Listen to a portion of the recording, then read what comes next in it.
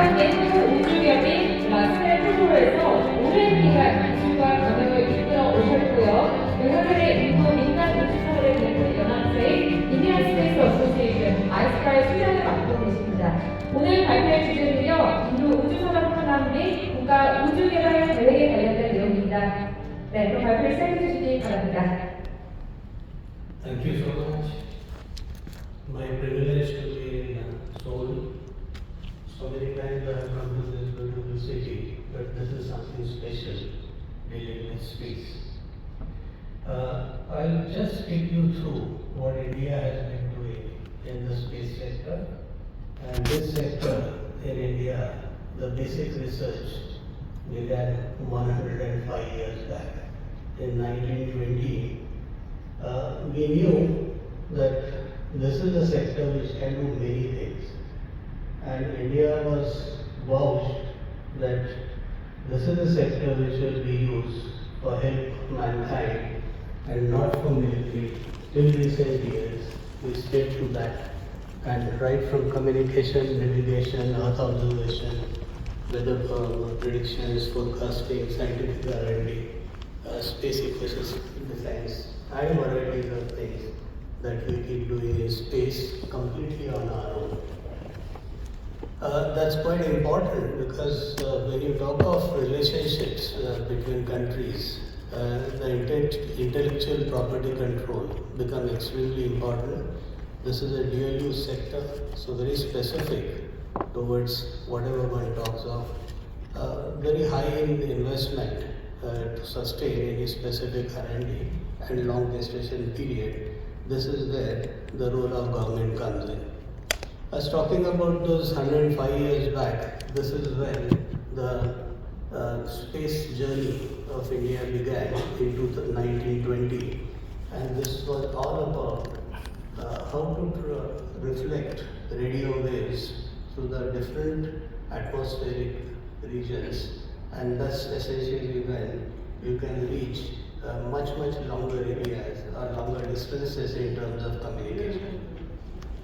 After that, typically about 15-20 years, 25 years later, the most eminent space scientist of India, Dr. Sarabhai, started an kind of an establishment, a research laboratory at his own hometown, and of course that led Government of India to form a Department of Atomic Energy. The atomic energy and space worked together. Eventually, few years later, after we saw Yuri Gagarin go to space, we saw President Kennedy's announcements of man on the moon, and of course thereafter we had our own space program. In 1963, we started launching our own rockets from Tomba.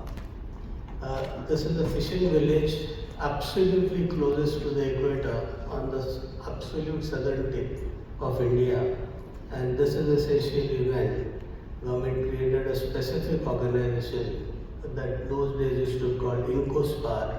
INCOSPAR was specific to the space, and that's where the launches began. Interestingly, the launch in that fishing village, the assembly integration of the rocket started beginning in a church because the village had the largest hall, which was a church.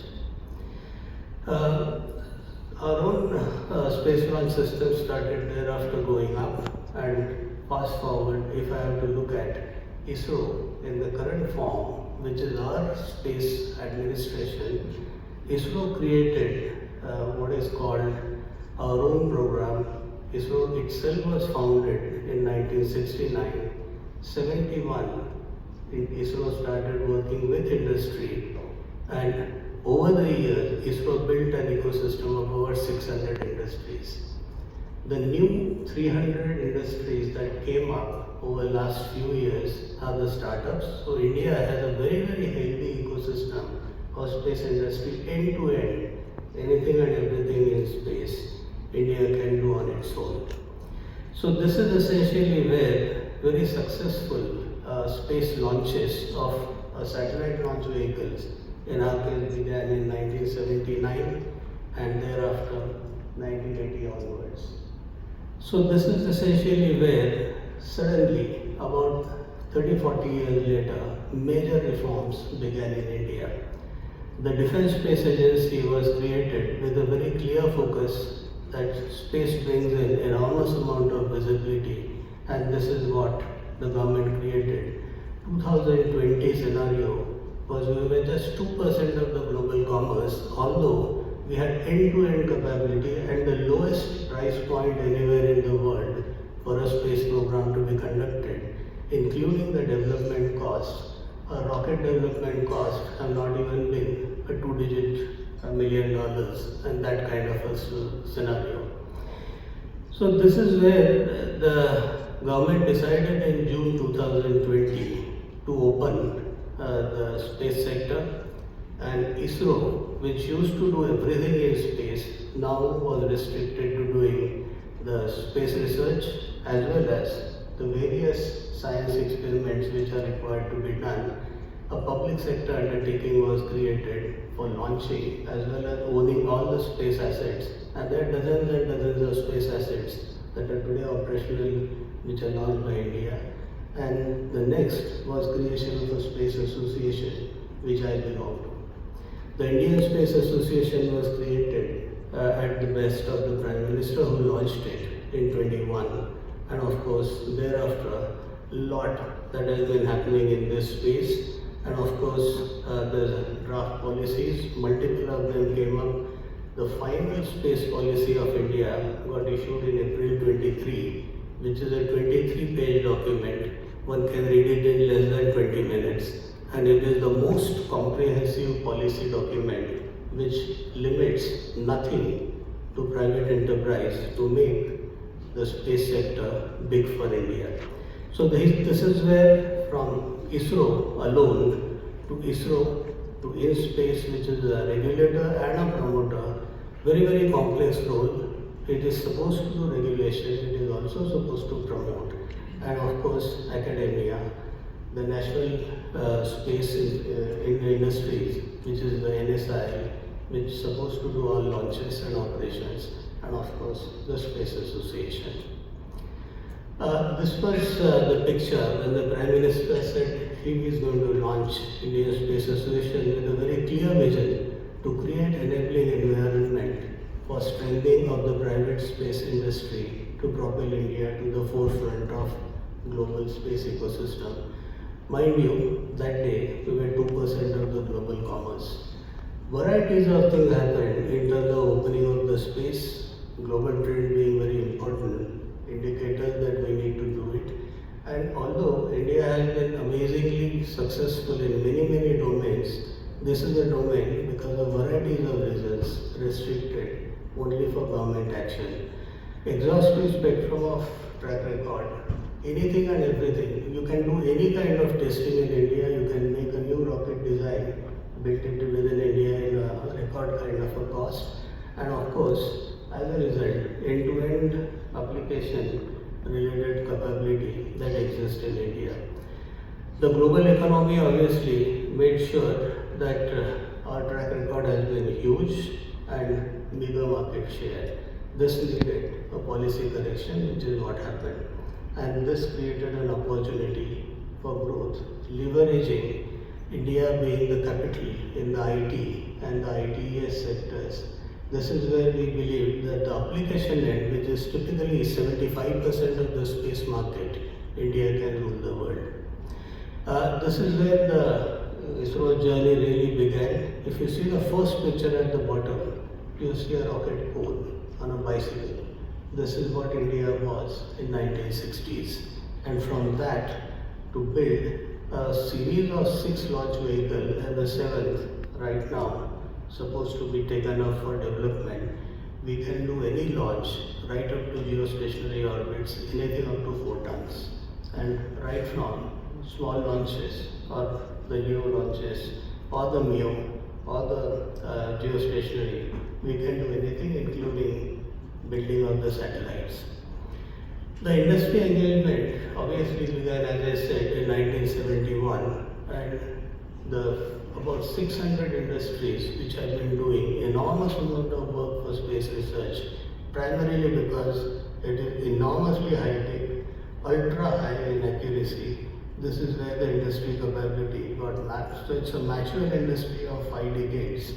What shows up in terms of what India has been doing, right up to 1980-90, there used to be typically 2 launches a year. This is essentially where the last decade has seen more than 100, and we are now slated to be doing typically between 25 to 30 launches a year. And that's a scale at which India today is reaching. What the policy shift in government did through each space in terms of promoting the industry is visible in this slide. Just look at the number of new startups coming up, 100 in 1 year. Total, as of date, 302 startups in addition to those 600 industries, and that's a huge ecosystem. Huge investments flowing in. $430 million have flown in Indian space startups, and the government of India today provides the seed fund to any startup, which is typically $120,000, and also have come out with a venture fund, and the venture fund essentially can take it to about 120 millions and beyond. Large success stories out of the new startups. Just for the space, I have listed only 5-6 of them, and we now have a scenario where private sector is able to launch on its own. They have to use one of the spaceport of Indian Space Research, and of course, along with that, keep on doing anything and everything on their own. The industry that is there, the first 1971 industry happened to be Larsen & Toubro Limited, which I used to be the board of directors of L&T. And as a result, I happen to be the chairman of Indian Space Association.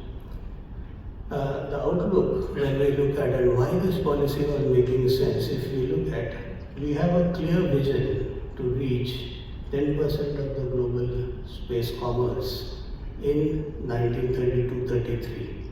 And this is essentially where, from typically 2.5-3% of the global space commerce we are today, to 2032-33, reach 10%, and where all it is going to be, each and every segment wise, there is a detailed amount of work, and enormous amount of government's focus is to make this happen, and that's essentially where we hope to be reaching from just about $8.5-9 billion today to $44 billion of space commerce in times to come. Number of launches in terms of, if one looks at, of a particular class of vehicle and the number of satellites that's there on the plan. For 26 alone, we'll see eventually about 75 launches a year, and hopefully going up to 160 launches a year, and number of satellite grow. If one compares the industry scale, that's from 180 to roughly 550 billion is the overall just the launch market, and that's essentially where someone like India starts making a sense right from the basic R&D, from sciences to manufacturing to testing to launch vehicle services to satellite operations to satellite service providers, and of course the end-use industry, everything that happens within India. These are real pictures of assembly and integration today being done by industry, not by space research. Even for space research launches, today the integration happens within the industry. This is essentially where the satellite integration and the launch vehicle integration capability all built into one now takes us to what are the areas we are today focusing on, and that's essentially where India is going to be willing to talk and work with partners like South Korea. Cost-effective launch vehicles. We know that we are among the best, but notwithstanding, how to reduce it further. Miniaturization. And this is where South Korea is exceptionally good. Robotics, online, in-orbit maneuvering, variety of services including refueling and maintenance of space assets. Manufacturing under zero gravity. We just heard about pharma. We can do enormous amount of space manufacturing in terms of electronics and these kind of applications. National efforts to put humans, our human space program has already been running, and within next 1.5 years, we will have the first human space launch. We had our own multiple moon missions. We are the only country that has landed on the south pole of moon, and of course, already are on our Mars missions and Venus mission and beyond. We hope to be by 2035 having a space station of our own, and this is essentially where large amount of development efforts today are in place in India, and that's essentially where there's this work to be done. Increasing the LEOs and LEO constellations, refueling, deorbiting, because the more and more the space gets crowded, the launches as well as managing your own assets is going to be difficult, especially given what we are seeing a couple of months back, that a satellite can turn directly into an impact weapon, and that's essentially where some of our adversaries may actually be resorting to those, and it becomes important that you are able to manage within the existing satellites and refuel them rather than launching more and more. Debris monitoring then becomes extremely important, and de-orbiting now becomes the norm, and space tech, autonomous vehicle, or right on ground, wherever you go in absolute remote place for a country of India's size, if you have a SATCOM, you're able to have autonomous driving all through, not only in major cities which have extremely good connectivity, but look at probably northeast or some of those parts of India where the telecom, the terrestrial telecom is, the penetration even today is quite low. And of course, making your satellites cyber-proof, capable of doing more and more compute, so that when you do a compute there and transfer much lesser amount of data, you are near real time. And that near real time starts making enormous amount of sense, and that's essentially where the quantum and the blockchain starts making sense. So if we look at the Vision 47, when India turns 100, we see seamless digital connectivity supported by space-based communication along with the terrestrial, proliferation of space-based use cases, remote sensing, communication, PNT. We currently have a full-fledged PNT system of our own. Navigation can be done to reach a weapon within single-digit accuracy at any distance, which is what India just proved typically about 10 days back. Space primary engine of economic growth, and that's where the government's focus shifts, because when we do that large amount of exports out of India, having done huge amount of this track record that has been built over years, and of course newer and newer mission, and this is where commercially India will have a larger and larger share of the space economy. Large number of space assets, that's essentially where the satellites, the space communication, the crew bases, and the space stations start making sense, and this is where the focus is shifting. And that's essentially where joint R&D, manufacturing, assembly, industrial collaborations, co-development, launch services, data, talent, and of course, education at scale, which is what India does. This is a country which produces 1.6 million engineers every year, and that's where the Indian scale is. Of course, way forward is from wherever, just a couple of years back when the space sector was opened, we were hardware producers, except one government organization which was doing the integration and full-scale kind of space services. From there to shifting to full-fledged integration, full-fledged launch services, and things like using advanced technology, and of course using enormous amount of the human space related programs which are now currently under implementation in India. So building tomorrow's space industry, essentially targeting to acquire 10% of the global commerce by 32 and 25% by the time India reaches 100 years of our independence, just 2057. So that is a vision. Towards that, global collaboration becomes important, and that being an ultimate frontier, what we know space can do, there's even more applications and more and more things that can happen. The pulse for lots of new technologies, lots of co-working together, development, production, and of course, doing it together. Thank you so much.